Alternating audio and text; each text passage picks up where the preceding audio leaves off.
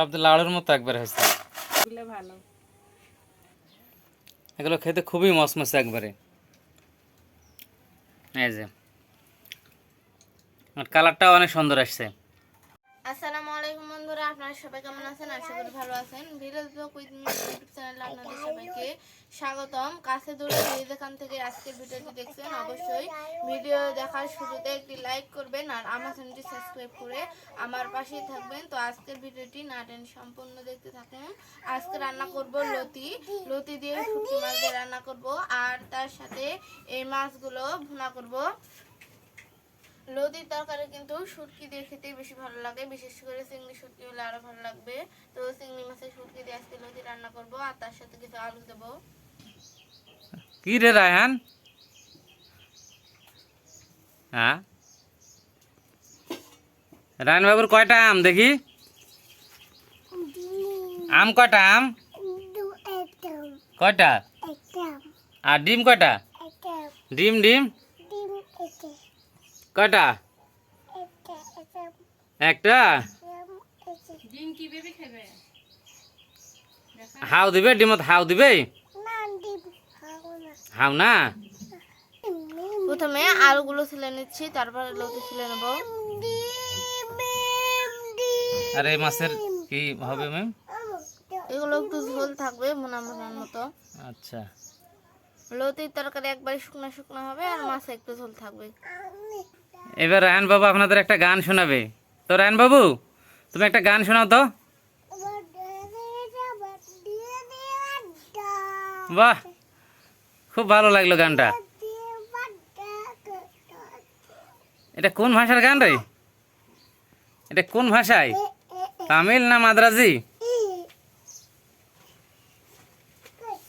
দেখো তো রায়হানের কয়টা আম? কয়টা? গণত ভাই গণত।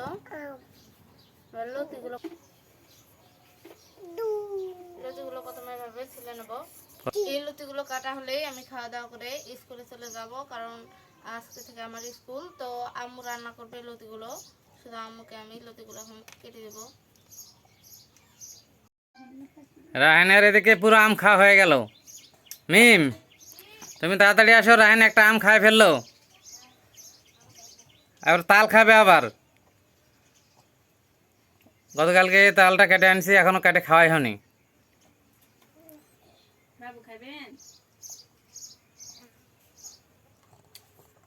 কি রে বাবু? মিষ্টি মিষ্টি ও নাই।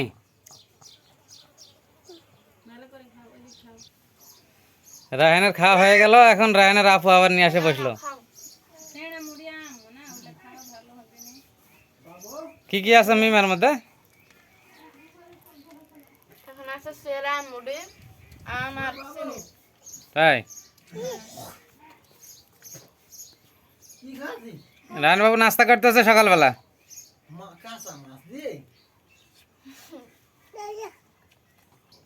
তো এই সেরা মুড়ি খাওয়া গেলে রেডি হয়ে স্কুলে চলে যাবো।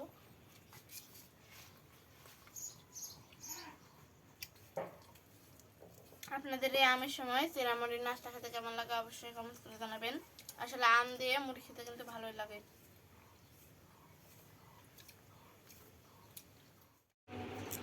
রান্নার আগে মিমের আম্মু কিছু সুজির পিঠা তৈরি করে নেবে, এজন্য কড়াইয়ে তেল গরম করতে দিয়ে দিল। আর এদিকে কিছু সুজি, ময়দা, চিনি আর নারকেল দিয়ে এই আটাগুলো আগে মেখে রেখেছিল। এগুলো এখন হাত দিয়ে সাইজ করে করে গরম তেলে দিয়ে দিবে। এই যে দেখুন, এভাবে গরম তেলে দিলে কিছুক্ষণের মধ্যে একটা সুন্দর কালার চলে আসবে এবং তখনই এগুলো তুলে নিতে হবে। এগুলো এভাবে ছোট ছোট করে তৈরি করতে হয়, রসমালাইয়ের মতো করে হালকা হালকা জালে ভাজতে হয়। চেহারা তো একবারে রসমালাইয়ের মতো। এগুলো রসমালাইয়ের মতোই রান্না করা যায়। এই গেছে শব্দ লাউড়ের মতো একবার হয়েছে। নিচের গুলো ভালো। এগুলো খেতে খুবই মসমসে একবারে। এই যে আর কালারটাও অনেক সুন্দর আসছে। দিয়ে মাখছি লবণ হলদি বিসমিল্লাহ আল্লাহ এটা রাহানের, এটা মিমের, এটা আমার, এটা কার? আজকে পিজা কে খাবে? রাহান খাবে?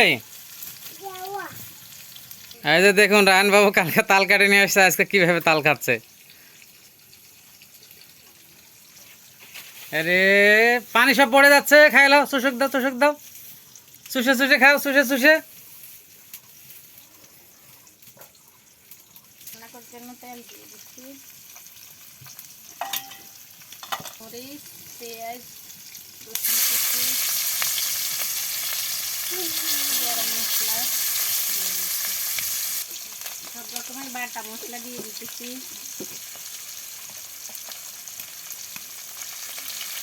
এখানে চিংড়ি মাছের সুটকি, বড় মাছের সুটকি,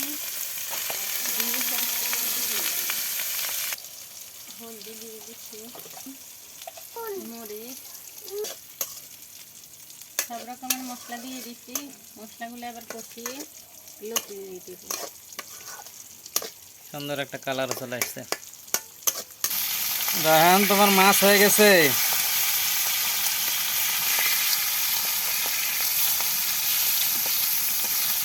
কষানো হয়েছে, আবার লতি দিয়ে দিব। লতি একটু আলু দিচ্ছি। রাহানি দিয়ে আসে, যাও ওদিকে ফেলে দিবেনি। লতিগুলোর কালার চলে আসছে এখনই টকটকে।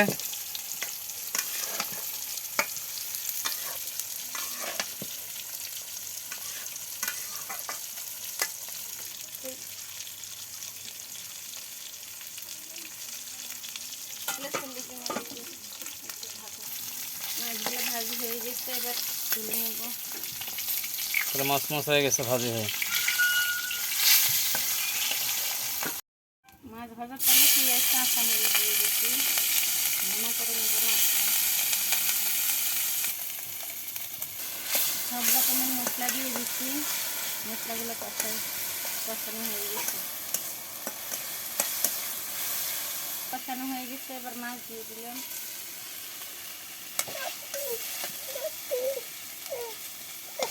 একটু সামনে দিয়ে দিই।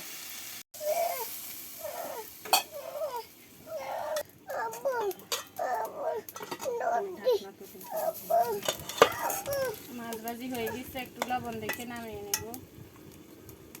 মাছ একটু কষানো হয়ে গেছে, এবার একটু পানি দিব। সিদ্ধ হয়ে গেছে।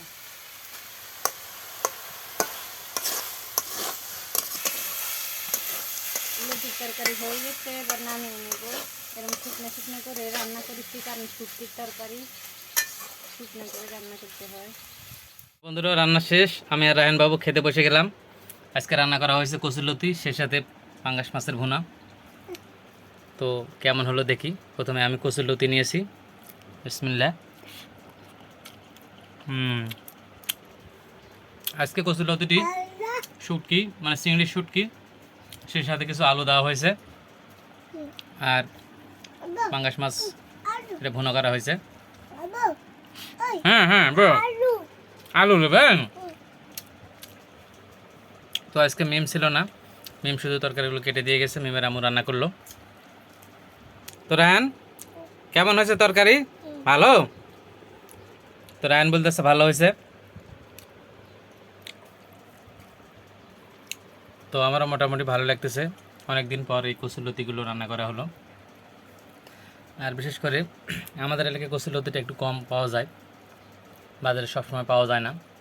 তো দেখলাম বাজারে গিয়ে, আর এই জন্য কিছু নিয়ে আসলাম খাওয়ার জন্য।